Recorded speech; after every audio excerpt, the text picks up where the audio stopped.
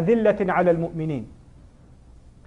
And a lot of times we skip أذلة على المؤمنين and we go straight to أعزة على الكافرين because that's easier. You know, أذلة على المؤمنين. They are powerless, weak, humble, meek, soft in their dealings with believers. They are easygoing with believers. They're forgiving with believers. They're courteous in their language. They're not judgmental. They're not harsh with other Muslims. One of the worst qualities of a community that claims to be a believing community is that they are judgmental and harsh and backstabbing towards each other. This is one of the worst qualities Bani Israel had developed. So when Allah reminded them of the fundamentals of their deen, He included in those fundamentals, وَقُولُوا لِلنَّاسِ حُسْنًا. Speak to people nicely. Speak to people nicely. You'll find nowadays, unfortunately, a stigma associated with Muslims. The more religious they get, the more constipated they get socially. The more difficult it is to talk to them. The angrier they look. If the guy's got a beard, it means he's just constantly going to be upset at something. And you're going to avoid trying to talk to him. If a woman starts wearing hijab, it just means she's going to judge you because you're not wearing one. And she will look at you with eyes that will burn right through your hair. Right? That's the perception. But the closer you come to deen, that much more you're supposed to become courteous and kind and generous and understanding and forgiving of others. That's what you're supposed to be. Instead of looking at someone who's living in ignorance. A lot of Muslims do ignorant things nowadays. Maybe your friends do and you don't do them anymore. But if your friends are doing ignorant things, your first thought is, astaghfirullah, these people, I can't believe they're my friends. Such ignorance they do. They do bid'ah, they do kufr, they do shirk, they do haram, they don't care about anything. You were that guy 2 years ago. That was you. Who guided you? You guided yourself? وَكُنْتُمْ عَلَى شَفَا حُفْرَةٍ مِّنَ النَّارِ فَأَنْقَذَكُم مِّنْهَا. The same ayah which says, فَأَلَّفَ بَيْنَ قُلُوبِكُمْ.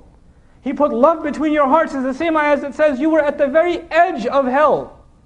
You were at the edge of the ditch. And He rescued you.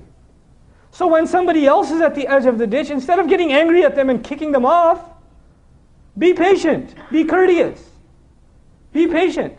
And sometimes you come and ask the imam and the scholar, I'm trying to give da'wah to my brother or to my friend. It's been like 2 months. Nothing's happening. What should I do? Give me some magical thing to say. Tell me what I can do. You know what? What's Nuh alayhi salam's magic trick? It's sabr. He's talking to his own son for a very long time. The same community for a very long time. And it's not like he talks to a group of people and they don't listen. He says, you know what? I'm packing my bags. I'm going somewhere else. Maybe I'll find a better crowd elsewhere. Nope. Same crowd. Same crowd. We have to be patient with each other, especially believers. Especially believers. And that's Nuh alayhi salam with kuffar. That's him with kuffar. That's the messenger for a decade, sallallahu alayhi wasallam, with the Quraysh of Makkah, the worst of the worst. For a decade. We're talking about Muslim families. We're talking about your own friends and neighbors. We have to humble ourselves before them. It's a very serious problem, arrogance. One of the great central teachings of our religion, La ilaha illallah, the beginning of our religion, is acknowledging the greatness of Allah. And the more you realize Allah's greatness, the natural result of that should be, the more you realize your own lesser status. The more you declare Allah's greatness, the more humble you should become. That's the natural result of declaring La ilaha illallah. Every time you and I say Allahu Akbar, it is not just a statement of Allah's greatness, it's a statement of our own weakness. It's a statement of our own humility.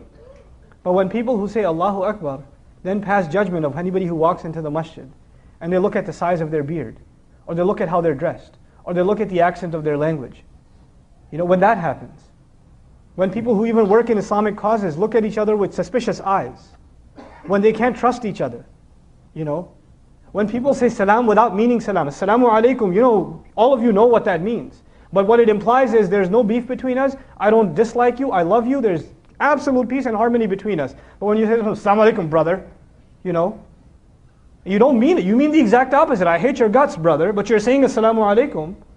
That's what you're saying. And this is absolute hypocrisy.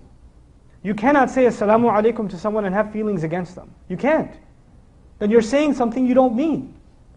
That's what you're doing. So you and I, we have to, internalize أَذِلَّةٍ عَلَى الْمُؤْمِنِينَ first. Humbled before the believers.